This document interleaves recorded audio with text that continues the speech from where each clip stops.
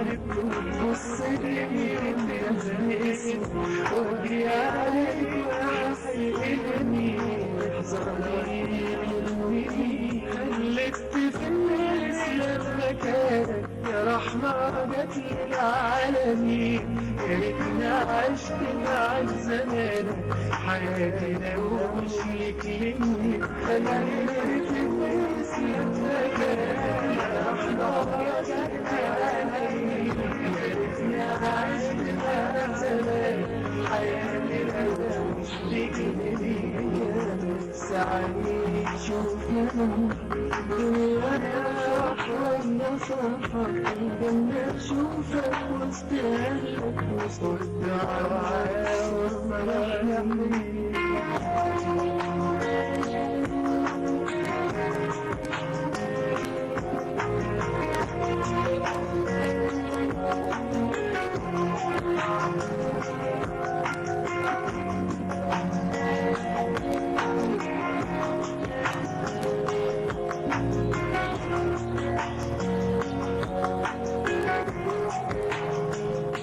يا ربي بدعي لك تخلي طريقي في الوصلة بطريقه وسط الصحابة معاها صلي واكتب لي اني اكون صديقه كلام كتير رجال مرة شرقوا كلام صديق وعايش شعري جنبي انت الامام وانت خليت تفلت مكانك يا رحمة يا العالمين يا ريتنا عشت معاك زمان حياتي لو مش ليك مني خليت تفلت مكانك يا رحمة يا العالمين يا ريتنا عشت معاك زمان حياتي لو مش ليك مني نفسي أعيش الدنيا وافرح وغير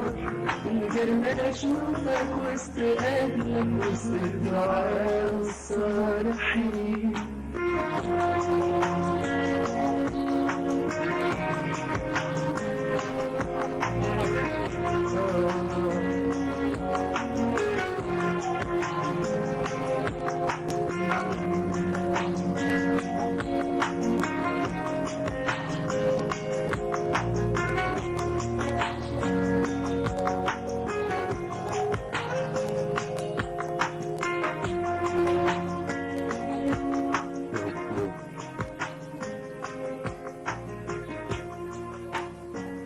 شكرا يا جماعه، احنا بنحبكم قوي.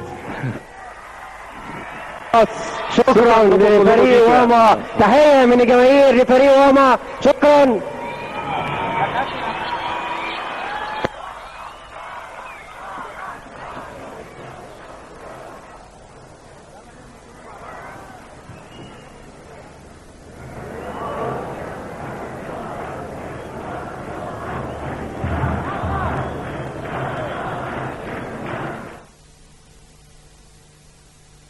I don't ever slow up, no I don't take shit. I got no love for the fakeness. If you wanna play tough and wanna hate this, I'll always show up.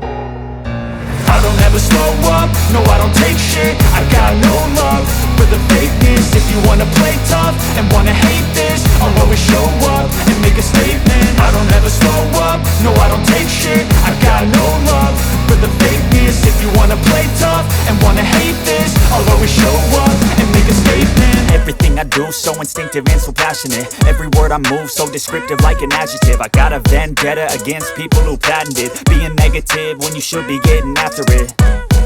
I got facts over tracks, this and that. Spitting slow, spitting fast. I could roast, I could gas. Think I'm okay at last, but I don't know if that can erase all the past. And the pettiness, a reflection of the emptiness. Hilarious, you think you're worth my time, you're delirious. Mysterious, because you hide behind a fake exterior. Inferior, you know I'll always be a bit superior. Get off of me, this ain't no humble brag. I want you to hear words, you can say them back. I want you to feel free from the chains at last, and to believe in what you got, it was built to last, yeah. Now that I've been put through hell, I never got anyone's help. I had to do it all myself. I don't ever slow up, no I don't take shit. I got no love for the fakeness. If you want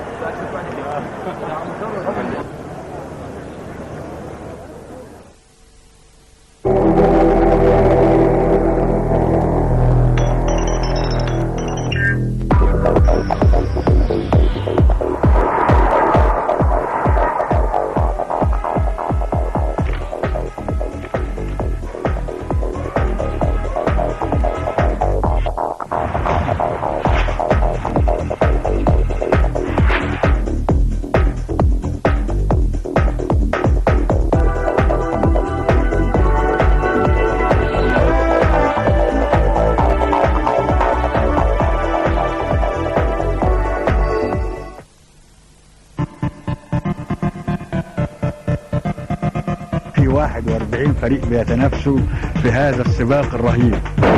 اللي بيأدي احسن ان شاء الله يكون حليفه الفوز باذن الله. في 4-5 فرق بينافسوا واحنا احق بالصعود. عاوزه تصعد دوري ممتاز تبقى قد الشيء اللي بتسعى له. عندي هدافين بس عايزين برضه يبقى زياده خيرين. عنده بدائل كويسه وعنده نفس طويل هو اللي باذن الله هيصعد. الافضل ان انا العب مع فرقه تكون عندها طموح الصعود. دول بذره زي ما قلت لك للدوري الممتاز. دوري الدرجه الاولى اقوى من الدوري الممتاز. تابعونا وحلقات جديده من دوري خارج الاضواء.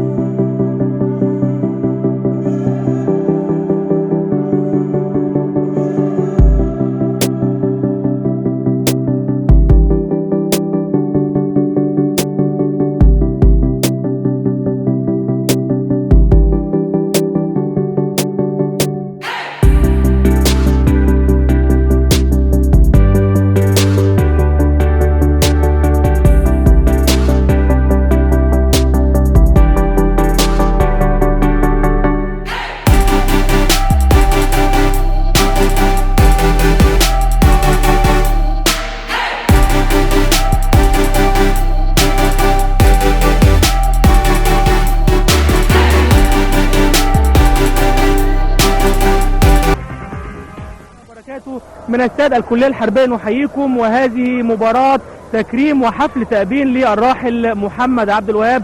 انتهى الشوط الأول بين الفريقين بتقدم مختار الأهلي والإسماعيلي 3 أهداف على الزمالك ب4 أهداف على، وبيصلح لي فناننا الكبير فنان إيهاب توفيق اللي معانا على شاشة الرياضة على الهواء مباشرة. فنان يعني أعتقد إن النهارده مشاركتك في حفل تأبين الراحل محمد عبد الوهاب يعني خير دليل على ان الفن والرياضه اكيد يعني عناصر متضامنه ومتعاونه مع بعضها. اكيد كلنا بنطلب له الرحمه والمغفره. بقول انه كان محمد عبد الوهاب كان صديق عزيز، ومصر كلها كانت بتحبه والناس كلها بتحب الكوره، بيحبوا عبد الوهاب، الله يرحمه. كلنا بنطلب له الرحمه.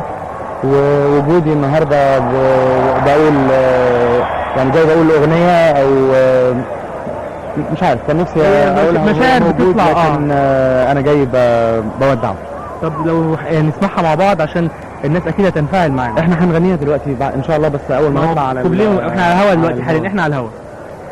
هقول لك جزء من الكلام بيقول كل يوم بنفارق ناس وبنقابل ناس وما بننساش. يا حبيبي يا صاحبي يا عبد الوهاب، وهتسمع الباقي دلوقتي. هنستمتع بيها معاك ان شاء الله. معنا ايضا مشاهدينا، شكرا يا فندم. معنا ايضا مشاهدينا نجم النادي الاهلي كابتن نادر السيد. كابتن نادر،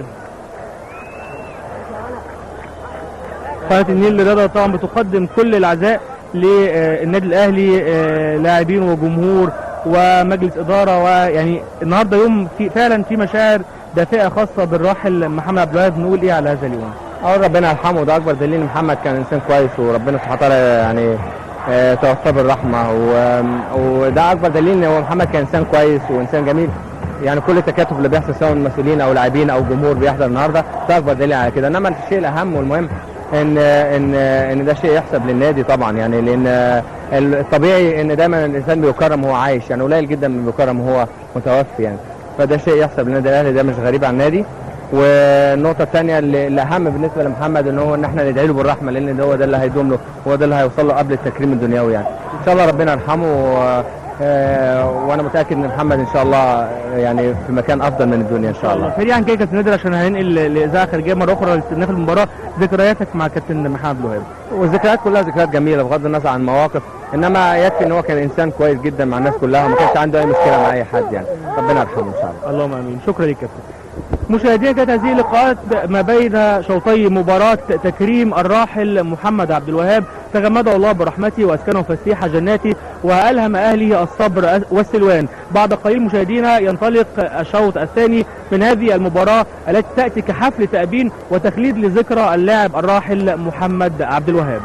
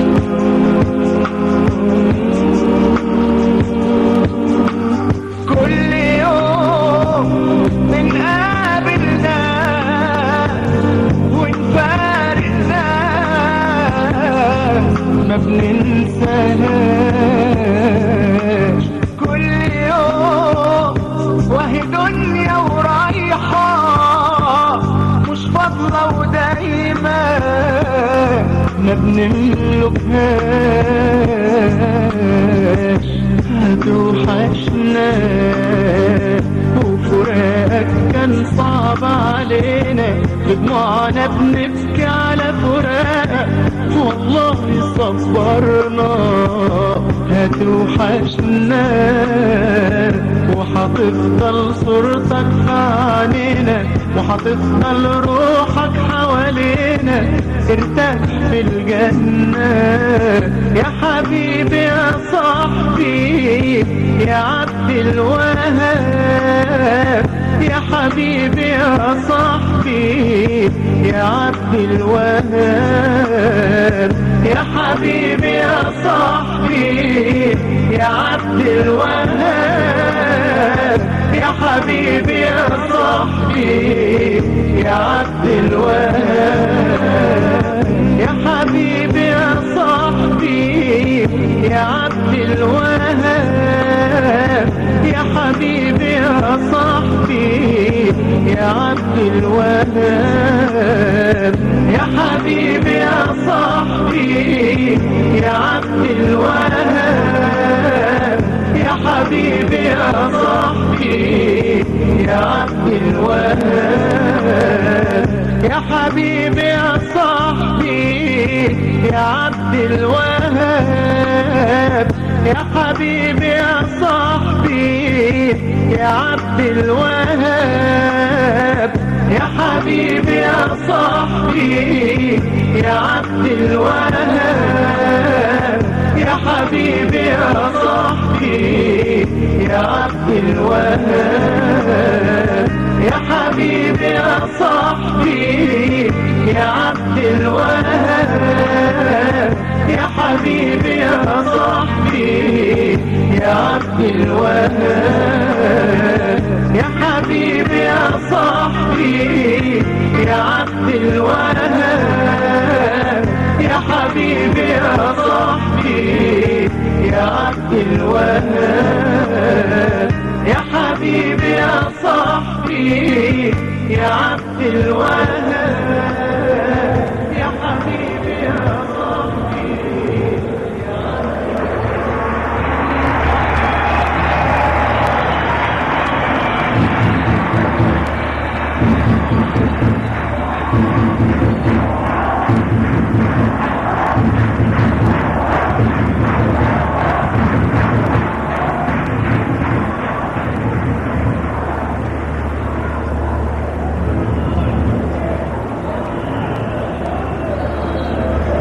بسم الله الرحمن الرحيم. مرة أخرى عشاق ومحبي كرة القدم في كل مكان، متابعي شاشة قناة النيل للرياضة، تحيات محدثكم المعلق الرياضي محمد عفيفي من استاد الكلية الحربية وأحداث الشوط الثاني من لقاء الوفاء للنجم الراحل نجم الكرة المصرية، نجم النادي الأهلي ومنتخب مصر ومنتخب مصر العسكري، النجم محمد عبد الوهاب، في يوم الوفاء اللي شاركت أكتر من جهة في تحقيق هذا وإنجاز هذا اليوم اللي بيشهد يعني أحزان الرياضة حتى الآن على هذا النجم الخلوق اللي ترك الملاعب وترك الدنيا فجأة بعد رحلة قصيرة في الملاعب، كبيرة في العطاء، كبيرة في التاريخ والإنجازات.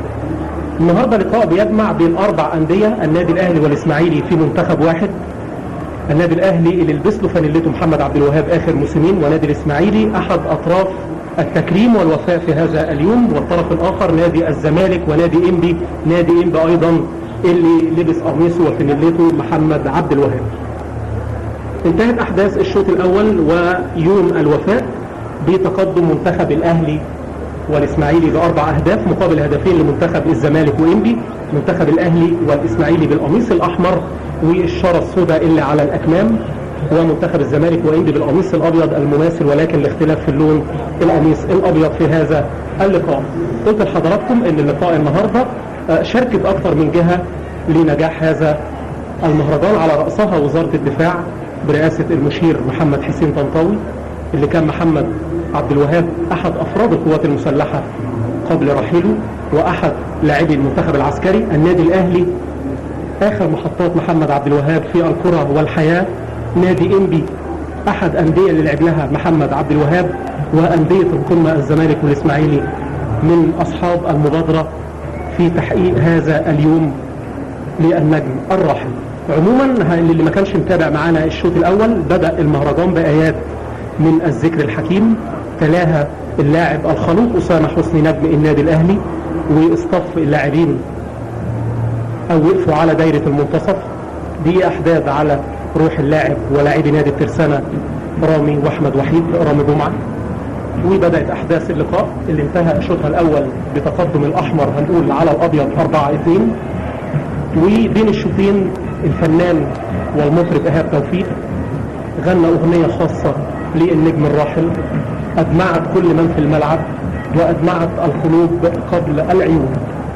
عموما نرجع ليوم الوفاء ولقاء الأهلي والإسماعيلي أمام الزمالك وإنبي.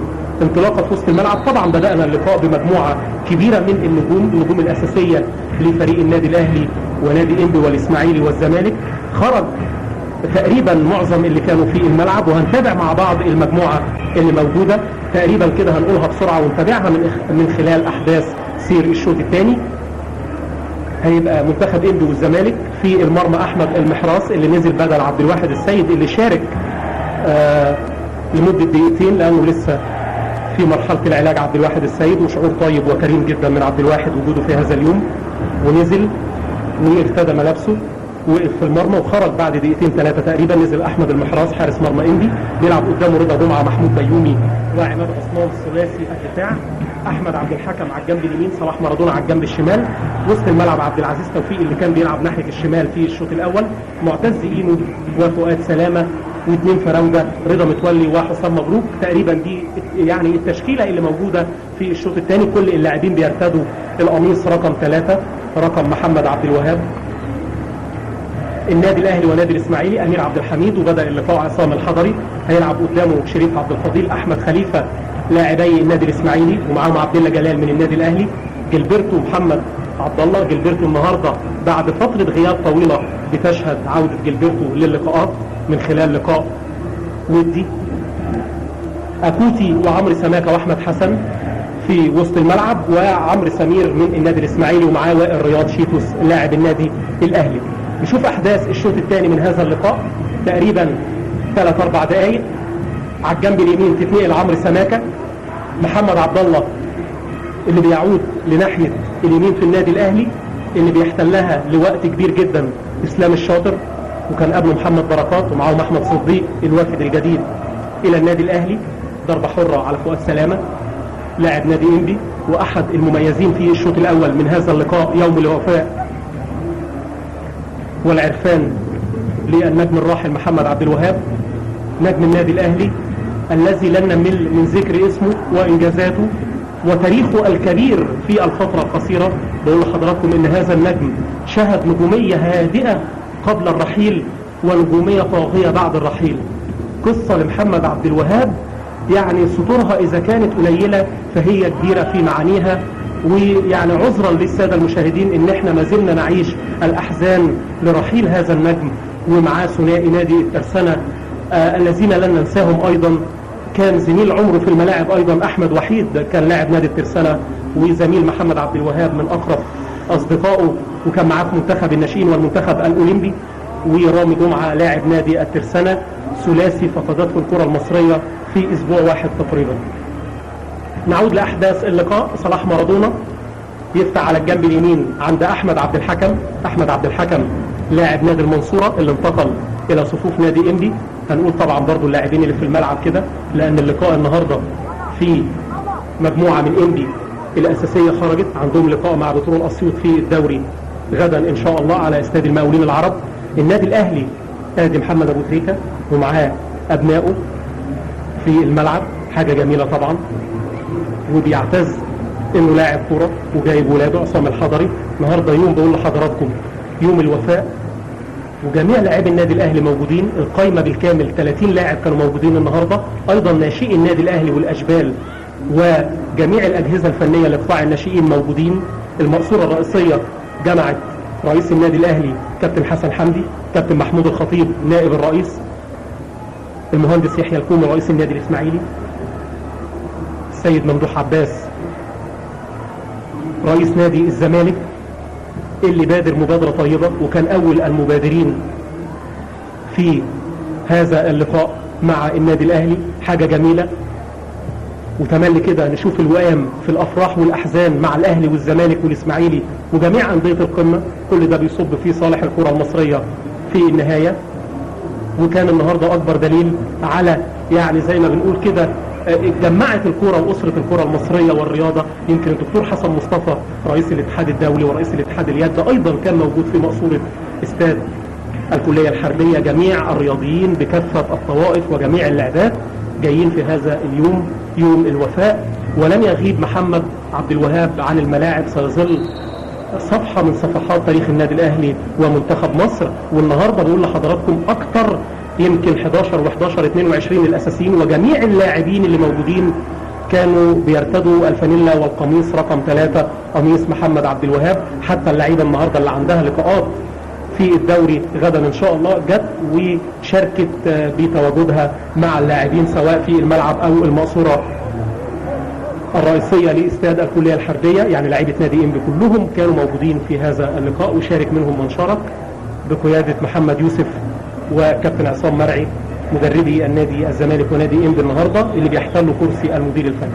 ضربه حره للنادي الاهلي محمد عبد الله اللي متقدم ب4 أهداف حتى الان على الفريق الابيض انبي والزمالك، وهنقول الاحمر والابيض كده عشان ما فيش اختلاف. كل اللعيبه النهارده انصهروا في بوتقه واحده، والهدف في النهايه هو الوفاء والتكريم.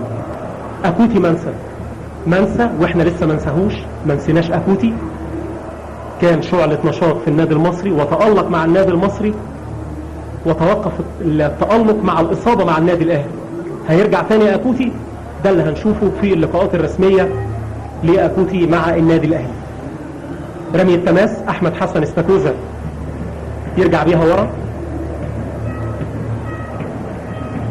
إلى شريف عبد الله جلال لاعب النادي الأهلي الصاعد عبد الله، وأحد اللاعبين الواعدين في صفوف النادي الأهلي. كان اشترك من موسمين في بعض اللقاءات على فترات متقطعة مع الفريق الأول، إنما لاعب مبشر والنادي الأهلي بيأيده في قيمته الأفريقية، يعني لاعب مؤثر وهيكون له مكان في ظل الغيابات الكتيرة للنادي الأهلي وخصوصا في خط الدفاع. شفنا عماد النحاس غاب فترة كبيرة، وائل جمعة أيضا، فعبد الله جلال هو واحد من الدعائم الرئيسية اللي هتكون لدفاع النادي الأهلي. أكوتي بينطلق في وسط الملعب. صلاح مارادونا اللي واخد النهارده اللقاء كده بجديه لنفسه وعامل ماتش كويس قوي وبيتحرك كتير، لانه بقاله فتره كان بعيد. يقطع اكوتي ايضا النهارده اللي عايز كده يعمل نشاط في الوقت اللي هيشارك فيه. لاعب واقع في الارض، نشوف مين اللي واقع. قلت لحضراتكم كل اللاعبين طبعا بيرتدوا القميص. رضا متولي تقريبا هو اللي واقع، ولا صلاح مارادونا؟ والله صلاح هو اللي استلم من رضا. الاثنين كده قصين شعرهم قصه واحده. قلت لحضراتكم ان محمد عبد الوهاب بدأ حياته كلاعب كرة في الناشئين. ادي المقصورة الرئيسية اللي ضمت كوكبة النجوم في الرياضة. شفنا حسن مصطفى، حسن حمدي، يحيى الكومي، محمود الخطيب. شفنا والدة محمد عبد الوهاب في الخلف. أعضاء مجلس إدارة النادي الأهلي، ادي المهندس يحيى الكومي، ادي الكابتن حسن حمدي، مهندس حسن صقر. قلت لحضراتكم ان حسن مصطفى رئيس الاتحاد الدولي لكرة اليد، احد رموز الكرة المصرية واللي بيشرفوا الكرة المصرية في المحافل الدولية، ما غابش عن هذا اللقاء، موجود في المقصورة الرئيسية. محمد شوقي النهارده موجود ايضا، لاعب النادي الاهلي. يعني بقول اللعيبه اللي ما كانتش موجوده في الملعب انما كانوا موجودين على الدكه بره. جميع اللعيبه كانوا موجودين، سواء اللعيبه الاساسيه، اللعيبه اللي هتشارك في لقاء يوم الاحد مع شبيبه القبائل، اخر لقاءات النادي الاهلي في الدور التمهيدي. في وسط الملعب قام على طول بالسلامه صلاح مارادونا. جilberto على الجنب الشمال، تترد تاني لاحمد حسن استاكوزا، يستلم استاكوزا اكوتي. وائل رياض على حدود ال18 ياخد ضربه حره دفعه من محمود بيومي اللي بادئ اللقاء وبيكمل لغايه دلوقتي. يعني محمود بيومي من لاعبي انبي اللي بداوا اللقاء وبيكملوا. ادي شادي محمد. كل اللاعبين النهارده حرصوا ان هم يعني يجيبوا اولادهم واسرهم بالكامل في هذا اليوم. حاجه جميله طبعا. وقلت لحضراتكم نتمنى انها تكون اخر الاحزان للرياضه المصريه. لقطه جميله قوي. احد ابناء لاعبي النادي الاهلي وبيرتدي ايضا الشاره السوداء على كم كده القميص. ادي لاعب النادي الاهلي بالكامل. عماد متعب ايضا ما كانش موجود في اللقاء النهارده، واقف مع زمايله. الضربه الحره تتلعب من وائل رياض بليسنج من فوق حائط البشري، يمسكها احمد المحراس، ابو تريكه، اسامه حسني النهارده اللي بدا اللقاء بصوت جميل وعذب بايات الذكر الحكيم. طبعا لعيبه كتير من لاعبي النادي الاهلي كانوا قالوا وحكوا الاسرار الاخيره واخر ايام محمد عبد الوهاب، ولكن لم تكن اخر قصصه وحكاياته التي ما زلنا نحكيها حتى الان. نزول غزالي محمد اللاعب النيجيري في صفوف نادي انبي، وخرج ايضا عماد عثمان هنشوف مين اللي نزل بداله. قلت لحضراتكم لعيبه كتير قوي. هنشوف وليد قنديل وفي سامح عبد الفضيل بره على الدكه، اثنين من المدافعين. وليد قنديل ناشئ من ناشئي نادي الزمالك، وسامح عبد الفضيل ايضا من لاعبي نادي انبي. تتلعب على طول من شريف الدسوقي الى احمد حسن استاكوزا، لف وخد غزالي محمد في ظهره. لعيب الستايل كده مميز احمد حسن في الملعب، وليه جاريه مميزه. انطلاقه من ناحيه اليمين احمد عبد الحكم لغزالي محمد، يقطعها عبد الله جلال لجلبرتو. جلبرتو تمريره عند وائل رياض شيتوس. وائل رياض اللي اتطرف ناحيه الشمال وعايز ياخد سامح عبد الفضيل ويدخل بيه لجوه، انما يقطع منه كويس بشكل كويس. ادي النتيجه قدام حضراتكم، 4 الاهلي والاسماعيلي، 2 الزمالك وانبي في يوم الوفاء لمحمد عبد الوهاب، نجم ورحيل الكره المصريه والرياضه المصريه باكملها. انطلاقه من المعتز اينو، بيكمل المعتز من اول اللقاء ايضا. اتربط وسط الملعب عبد العزيز توفيق اللي نقله الكابتن عصام مرعي والكابتن محمد يوسف اللي مسؤولين النهارده عن منتخب انبي والزمالك. نقل عبد العزيز اللي كان بيلعب في اول اللقاء ناحيه اليمين، نقله في وسط الملعب ويلعب بداله احمد عبد الحكم ناحيه اليمين. يقطع عبد الله جلال، تمريره اماميه من عبد الله، وادي العرضيه حلوه وضربه الراس بيقابلها الناحيه الثانيه حسام مبروك صاحب الهدف الاول لانبي والزمالك، انما كانت ضعيفه. ادي العرضيه حلوه قوي من فؤاد سلامه، قابلها بضربه راس سهله في ايد الحارس امير عبد الحميد. محمد عبد الله يستلم، محمد عبد الله تمريره اماميه عند وائل رياض اللي بيلعب النهارده فروت صريح. كان الاول كده بيلعب تحت الفراوده وائل، ويشغل لو عماد متعب بيلعب او فلافيو لو بيلعب راس حربه متقدم، انما النهارده وائل رياض هو بيلعبوا في اللقاء الهادي الخفيف. مستر مانويل جوزيه سنتر فيرويد، ضربه حره للنادي الاهلي من خارج ال 18. هيحصل تغيير في صفوف النادي الاهلي وتغيير ايضا في صفوف انبي. هيخرج المعتز بالله اينو،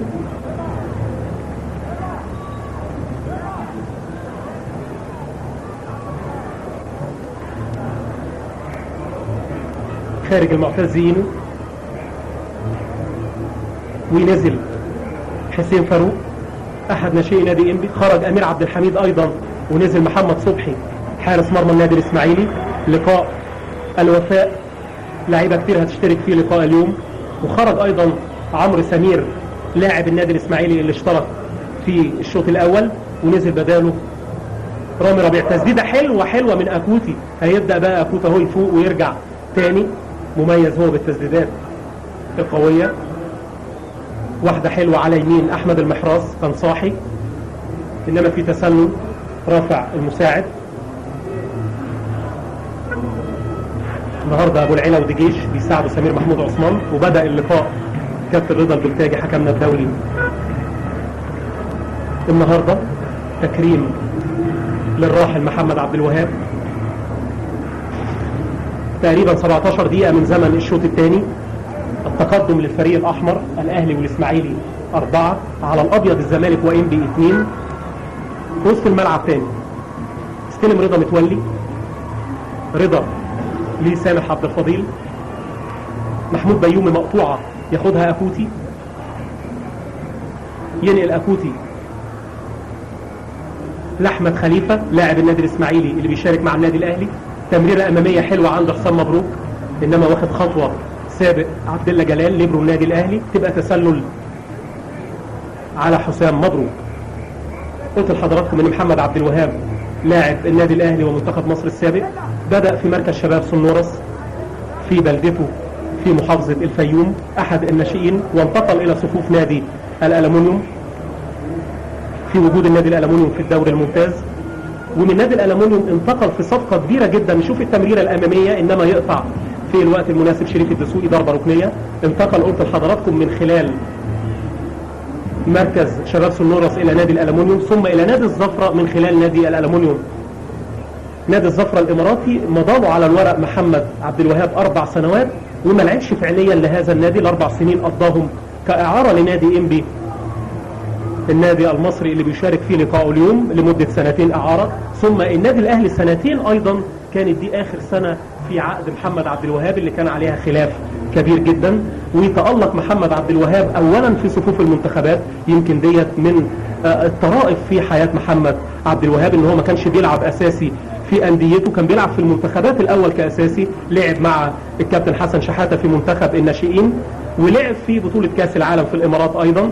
ثم الكابتن حسن شحاته ايضا هو كان صاحب حسن شحاته هو صاحب بزوغ نجم محمد عبد الوهاب، يعني كان موجود جilberto واحمد ابو مسلم في ناحيه الشمال، وكان احمد ابو مسلم اللي احترف في نادي ستراسبورج الفرنسي وجilberto اتصاب. بدا محمد عبد الوهاب يتالق مع منتخب مصر، بدا التالق مع المنتخب ثم النادي الاهلي، ودي من المفارقات ان هو يتالق اولا مع المنتخبات ثم مع الانديه. ولكن في فتره قصيره جدا حقق كثير من البطولات مع النادي الاهلي، دوري عام وكاس مصر وكاس سوبر افريقي، دوري ابطال افريقيا، يعني تشكيله وكوكتيل من البطولات الكبرى. منتخب مصر ايضا كاس الامم الافريقيه 2006 اللي كانت في القاهره، وكان واحد من هدافي المنتخب في ضربات الترجيح من نقطه الجزاء في اللقاء النهائي امام ساحل العاج، وكان هو هداف المنتخب العسكري في بطوله العالم العسكريه الاخيره اللي منتخب مصر فاز بيها تحت قيادة منير حجازي، العميد منير حجازي. كان هو هداف البطولة ب3 أهداف.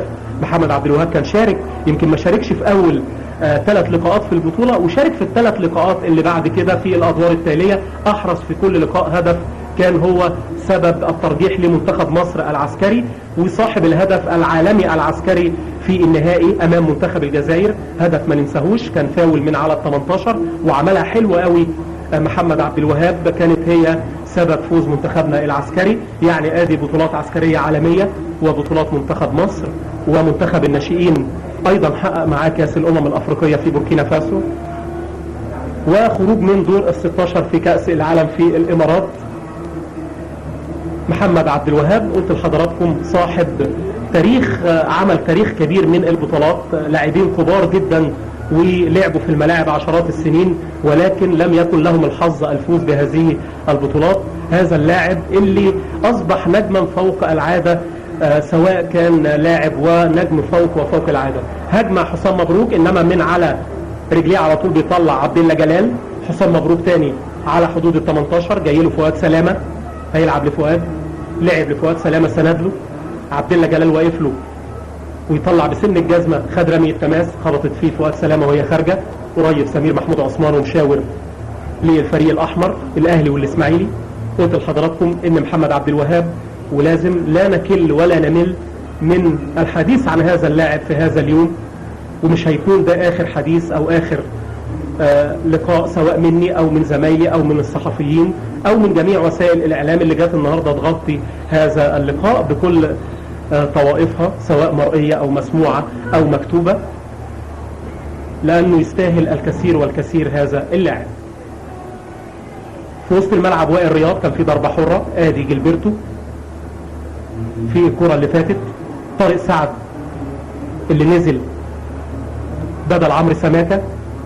أحمد حسن استاكوزا. طبعا احنا بنقول اللعيبة كلهم لابسين رقم 3، وبنقول من خلال الرؤية في الملعب، انما معظمهم طبعا او يعني اغلبهم لعيبة من لاعبي الاساسية اللي بتلعب في فرقها او موجودين على دكة البدلاء او في قوائم الفرق في الدوري الممتاز، لعيبة معروفة لنا كلنا. عبد الله جلال، لا اكوتي منسى، من لمسة واحدة اكوتي، انما يطلع سامح عبد الفضيل، هيخرج حسام مبروك اللي طلع في اللي فاتت. واخر يمكن تغيير كده في الاسامي اللي معانا، يبقى نزل سامع عبد الفضيل، وليد انديل وغزالي وحسين فاروق، 4 لاعبين من نادي انبي. الاربعه وليد انديل هو الوحيد اللي من ناشئي نادي الزمالك، كان قدامنا على الكادر. وادي رضا متولي وهو بيحتفل بواحد من الاهداف، وعلى طول الاشاره لرقم 3 رقم محمد عبد الوهاب ومحمد ابو تريكه. ايضا احمد حسن نجم منتخب مصر اللي ارتدى رقم 3 تكريما للراحل في لقاء بوروندي الرسمي اللي انتهى بفوز لقاء بوروندي ومصر، بفوز منتخب مصر ب4 أهداف. كل اللاعبين كانوا بيحاولوا ان هم يعبروا عن حبهم لهذا اللاعب الخلوق. فؤاد سلامة يستلم، فؤاد يلعب تمريرة بينية عند سامح عبد الفضيل، عبد الله جلال يقطع قبل ما يوصل لها، تبقى رمي التماس للأبيض إنبي والزمالك. داخلين على منتصف الشوط الثاني، تقدم 4-2. فلافيو وابو تريكة وحسن مصطفى وشادي محمد للفريق الأحمر، حسام مبروك ورضا متولي أحرزوا للفريق الأبيض. خرج مجموعة كبيرة من النجوم واللاعبين الكبار اللي اشتركوا في هذا اليوم.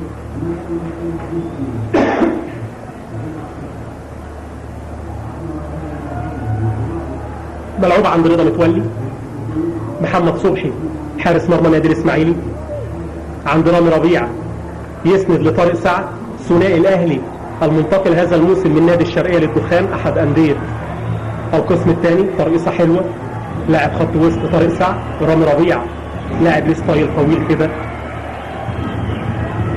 ومميز.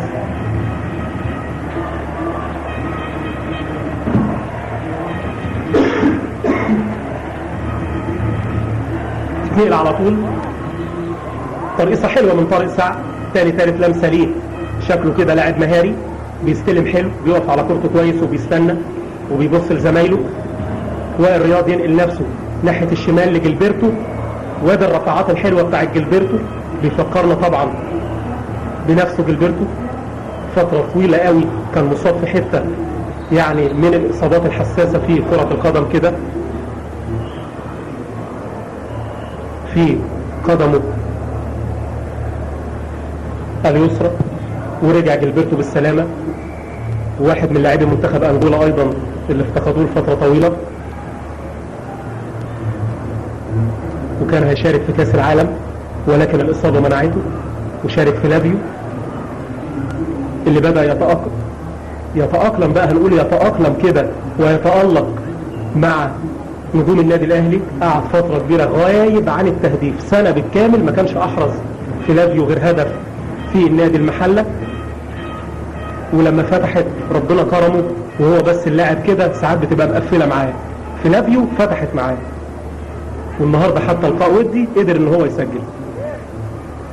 غزالي محمد ينقل ناحية اليمين، مقطوعة من طارق سعد اللي عمل حركة في وسط ملعب الفريق الأحمر الأهلي والإسماعيلي. وائل رياض عايز يعمل الوانتو مع جلبرتو، تتخطف من أحمد عبد الحكم وينطلق من ناحية اليمين. أحمد ماشي، أحمد عبد الحكم يلعب العرضية عن رضا متولي، تسديدة إنما ما تملاش في وش رجله، تبقى ضربة مرمى للنادي الأهلي والإسماعيلي. ادي رضا متولي سدد بوش القدم كده في الأرض، سن الجزمة ووش قدمه خبطوا منه.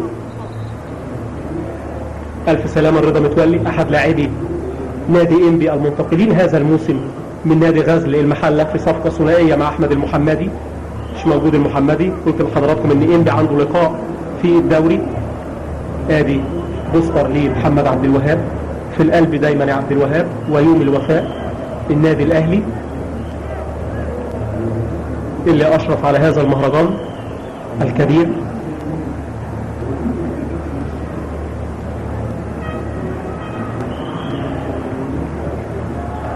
لجنة من النادي الأهلي اتشكلت لنجاح هذا اللقاء، مهندس عادل القويعي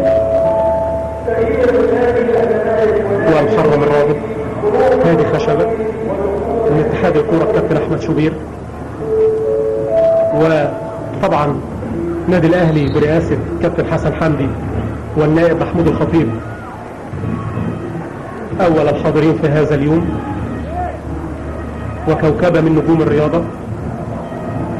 قام بالسلامة رضا متولي لسه بيتعالج، وادي المقصورة الرئيسية شقيق محمد عبد الوهاب الأصغر، وأيضا موجود والده ووالدته، أشقائه اثنين اللي احنا شفناه قدامكم على الشاشة، وشقيق آخر وثلاث شقيقات،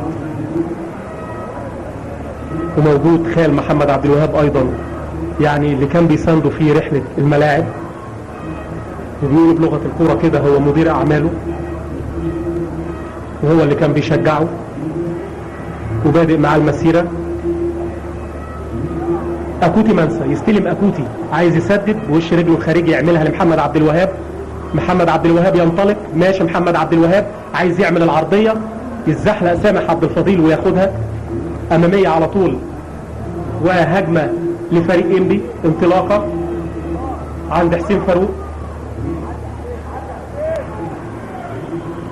سامح عبد الفضيل إنما يقطعها في الوقت المناسب أحمد خليفة لأحمد حسن استاكوزا في وسط الملعب، عايز يغير عند وائل رياض، عملها حلوة لوائل رياض شيتوس كابتن النادي الأهلي بعد خروج شادي والحضري واللاعيبة اللي سابقينه في الأقدمية، عايز يعتمد على نفسه ويدخل بيها لجوه انما تتقطع، تترد تاني في وسط الملعب، وانطلاقة عند غزالي محمد ناحية اليمين، هيعمل العرضية غزالي محمد، العرضية الحلوة من غزالي، انما محمد صبحي يطلع ويمسك كورته كويس. محمد صبحي حارس مرمى النادي الاسماعيلي اللي جاي النهارده مع زمايله محمد صلاح ابو جريشه النجم الكبير الخلوق ايضا اللي شارك في بداية اللقاء، وكان موجود احمد الجمل، لاعيبه كتير جت من النادي الاسماعيلي في لقاء اليوم، لازم نذكرهم طبعا كلهم بالخير. ايضا عبد الحميد بسيوني نجم المنتخب العسكري اللي كان بيمثل منتخب مصر العسكري في يوم وفاة محمد عبد الوهاب في هذا اللقاء.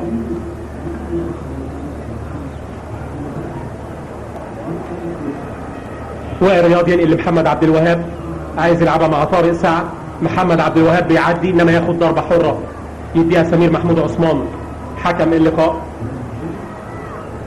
كتير من زمايل محمد عبد الوهاب في الملعب كانوا بيفضفضوا وفتحوا قلبهم قبل اللقاء وبعد رحيله عن اوقاتهم مع النجم الخلوق واللاعب صاحب المهارات العالية، منهم وائل رياض كابتن النادي الاهلي في الوقت اللي بنلعبه دلوقتي، وقال ان محمد عبد الوهاب بتعبير وائل رياض ان هو كان بيحمل او يحمل قلب طفل صغير، وكان هو اخر واحد ركب معاه سيارته مع وائل رياض قبل الوفاة مباشرة، وقال ان هو كان لا يحمل احقادا او كراهية لاي حد، وبزغ نجم هذا اللاعب في هدوء. دي كلمات وائل رياض عن النجم محمد عبد الوهاب. احمد السيد ايضا اللي كان بيجلس في غرفة واحدة في المعسكرات مع محمد عبد الوهاب اثناء اللقاءات او المعسكرات اللي بتسبق لقاءات النادي الاهلي، وقال ان محمد عبد الوهاب كان يحمل روحا خفيفة وصاحب خلق رفيع، وكان بيقول ان هو يعني اللي احرز اهداف مؤثرة مع النادي الاهلي في مشواره في الكاس مع حرس الحدود واسمنت السويس. وأسامة حسني ايضا اتحدث عن النجم الراحل وقال ان هو كان بيتحدث كواعظ ديني في اخر الايام، وكنت تسمع منه كلام يشعرك بساعة الرحيل. توفى الله محمد عبد الوهاب وتفقده برحمته والهم اسرته الصبر والسلوان، وان شاء الله تكون اخر احزان الكرة المصرية. احمد حسن استاكوزا على حدود ال 18، ينطلق احمد حسن انما مقطوع على حدود ال 18 بيوني، انطلاقا من احمد عبد الحكم.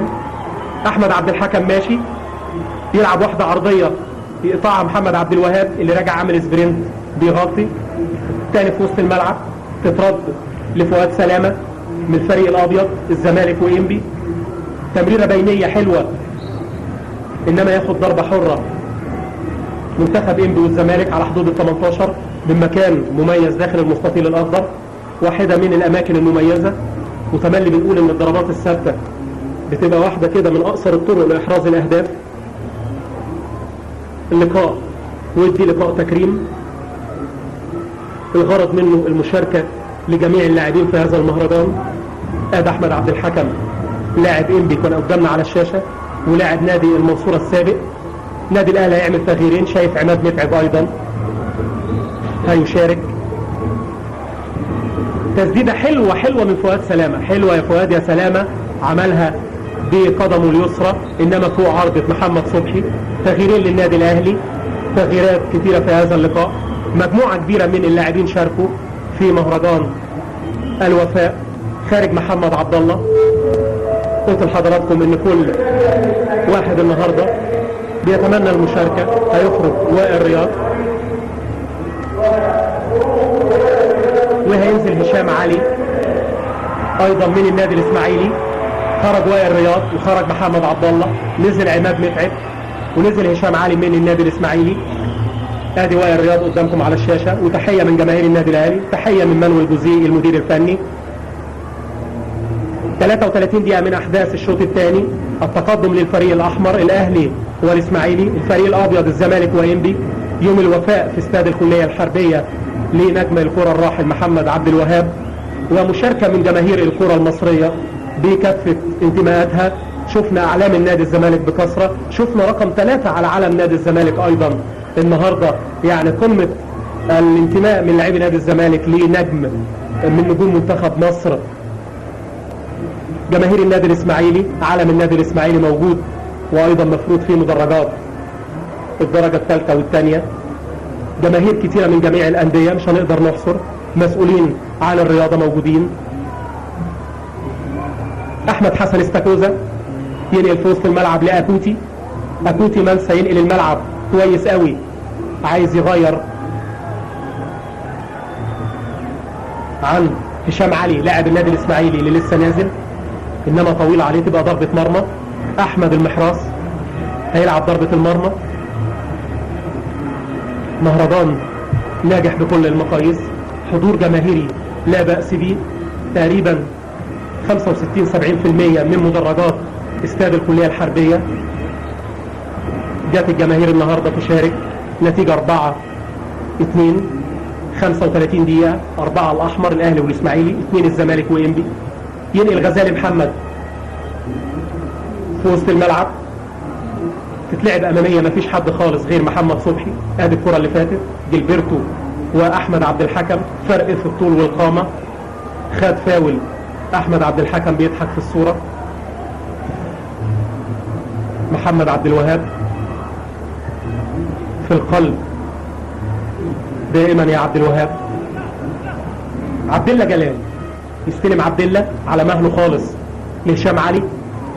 هشام جاي له طارق سعد، يلمس مع طارق سعد لاعب النادي الاهلي المنتقل من نادي الشرقيه للدخان الى هشام علي لاعب النادي الاسماعيلي. انطلاقه من هشام علي.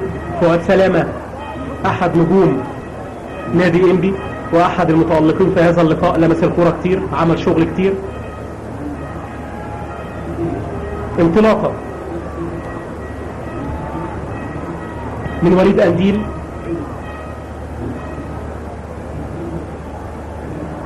عايز يلعب لاحمد عبد الحكم، مقطوعه. محمود بيومي بوش رجله الخارجي لغزالي محمد النيجيري المحترف في صفوف نادي انبي، وضربه ركنيه ياخدها غزالي محمد. كان متأيد في صفوف الناشئين غزالي لغايه الموسم اللي فات غزالي محمد، يعني كان 21 سنه كده، ماشي في 22 سنه، كان يعني منضم ومقيد ضمن صفوف الناشئين غزالي، ولاعب مميز. تسديده انما فوق عرضة محمد صبحي حارس مرمى الفريق الاحمر الاهلي والاسماعيلي. ادي محمد صبحي قدامكم على الشاشه، وبنلعب في اخر 9 دقائق من احداث لقائنا اليوم.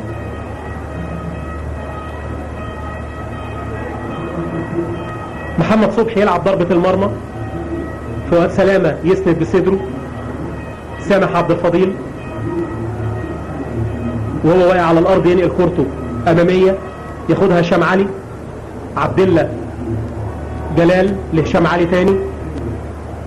طارق سعد يلم لمه حلوه وينقل لهشام علي، جاي له عماد متعب، كان غايب عن اللقاء الصفاقسي عماد، والنهارده بيشارك مع زمايله. تتلعب عرضيه في ايد احمد المحراس حارس مرمى انبي والمنتقل الى صفوف انبي من نادي جمهوريه شبين الموسم قبل الماضي. نادي انبي هذا الموسم مصطفى كمال هو الحارس اللي موجود وبيلعب معاهم لقاءات الدوري. طبعا عندهم لقاء غدا في الدوري مع بترول اسيوط الاسبوع السادس، 3 فرق هتلعب. انبي هيلاعب بترول اسيوط، الاسماعيلي في مواجهه مع نادي الترسانه، الاسماعيلي والاولمبي 3 لقاءات، لان الانديه ال3 هيلعبوا في دوري ابطال العرب اولى جولاتهم. فطبعا اتقدمت لقاءات الاسبوع السادس للثلاث فرق، وهيستكمل الاسبوع يوم 21 القادم باذن الله ب5 لقاءات اخرى. النادي الاهلي هيلعب اخر لقاءاته في دور الثمانية مع شبيبة القبائل الجزائري. كل التمنيات بالتوفيق لفريق النادي الاهلي اللي جه النهارده بكامل نجومه وكلهم شاركوا في هذا اللقاء تقريبا. احمد حسن استاكوزا ينقل لطارق سعد مع رامي ربيع الثنائي، وتسديده حلوه حلوه حلوه حلوه التسديده من هشام علي في الكره اللي فاتت قدامنا على الكادر. هشام علي تسديده، كل اللعيبه طبعا بتحمل الرقم 3 عشان ما حدش كده يجي في اثناء سير اللقاء يستغرب. رقم 3 رقم محمد عبد الوهاب اللي موجود في قلوبنا وعلى ارقام اللاعبين حتى هذه اللحظه. خرج من الملعب تغيير، احمد خليفه خرج من النادي الاسماعيلي، تغيير النادي الاهلي النادي الاحمر، ويخرج احمد حسن ايضا. لاعيبه كتير جدا شاركت في لقاء اليوم، سواء لاعبي النادي الاهلي، لاعبي النادي الاسماعيلي، نادي انبي، نادي الزمالك اللي جه منه النهارده ابراهيم سعيد، معتز باللاقينو وتامر عبد الحميد شاركوا كلهم في الشوط الاول. صلاح امين نزل ايضا من النادي الاسماعيلي. تمريره اماميه عند احمد عبد الحكم مقطوعه من جilberto اللي بيشارك النهارده بعد غيبه طويله. جilberto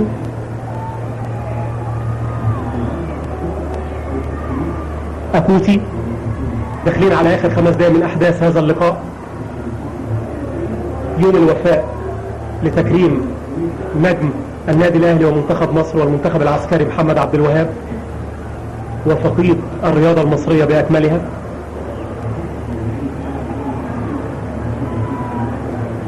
في وسط الملعب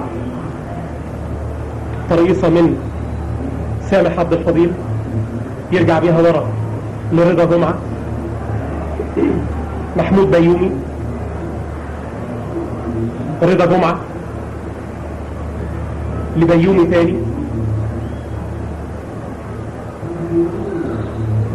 وعادي في ضربه حره واقع في الارض. حسين فاروق بيقومه رامي ربيع لاعب النادي الاهلي.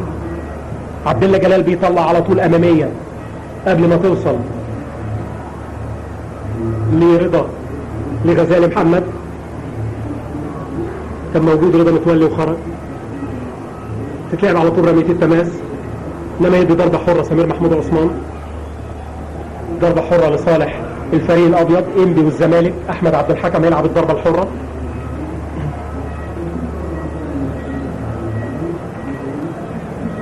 تتلعب على طول لورا عند محمود بيومي. تمريره بينيه حلوه مفيش تسلل، كان مغطي عبد الله جلال في الكره اللي فاتت. تتلعب عرضيه انما تقلش وتبقى ضربه مرمى للفريق الاحمر. قلت لحضراتكم ان النهارده كافه الطوائف والفئات والهيئات الرياضيه شاركت في تكريم النجم الراحل محمد عبد الوهاب، سواء على مستوى نادي او مستوى المنتخب القومي ممثل في اتحاد الكوره. المنتخب العسكري بيتلعب اللقاء بين جدران استاد الكليه الحربيه. تمريره اماميه عند عماد متعب توصل لاحمد المحراس حارس المرمى، يمسك بسهوله يلعب بايده على طول ويبتدي هجمه للفريق الابيض الزمالك وانبي. عند غزالي محمد يستلم غزالي، وليد قنديل، احمد عبد الحكم لغزالي محمد. 4 الاحمر الاهلي والاسماعيلي، 2 انبي، ومشاركه رباعيه في هذا اللقاء الاهلي والاسماعيلي امام الزمالك وانبي. لقاء استمتعنا به ب6 اهداف، واستمتعنا به جماهيريا في استاد الكليه الحربيه، وفقراته التي مرت كالنسيم بهدوء في هذا اليوم. والروعة في التنظيم والأداء النظيف داخل الملعب. وشفنا أهداف جميلة، 6 أهداف عن طريق فلافيو وأبو تريكة وحسن مصطفى وشادي محمد للفريق الأحمر، وحسام مبروك ورضا متولي. شفنا كل حاجة جميلة في هذا اللقاء. هجمة للنادي الأهلي والإسماعيلي، الفريق الأحمر هشام علي يلعب عرضية، عماد متعب عايز قبل ما يختم اليوم، إنما أحمد المحراس يتألق حارس المرمى، توصل لجلبرتو عايز يعدل على يمينه، شماله هي اللي شغالة كويس، إنما خدوا واحدة لجوه ورجع بيها تاني لأحمد عبد الحكم. جلبرتو يرجع على وسط ملعبه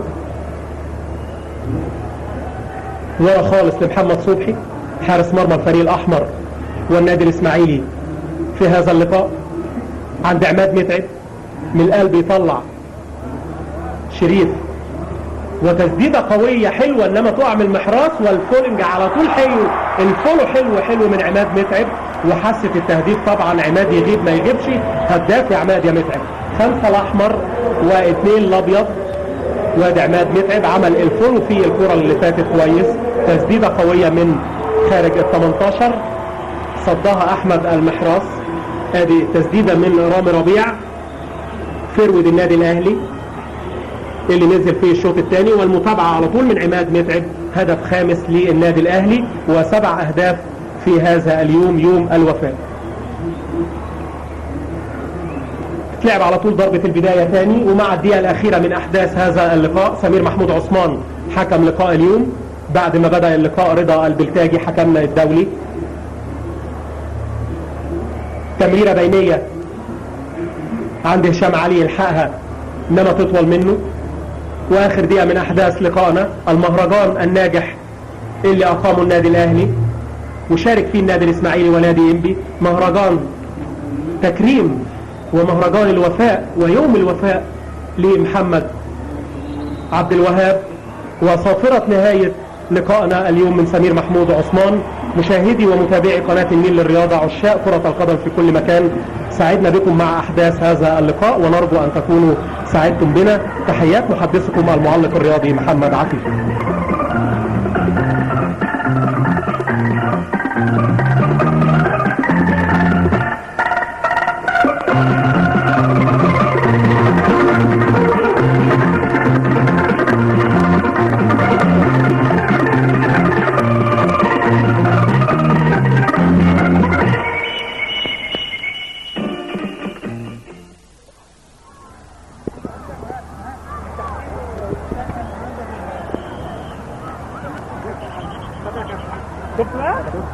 ابو حميد عامل ايه؟ موفق ان شاء الله. الحمد لله تمام الحمد لله.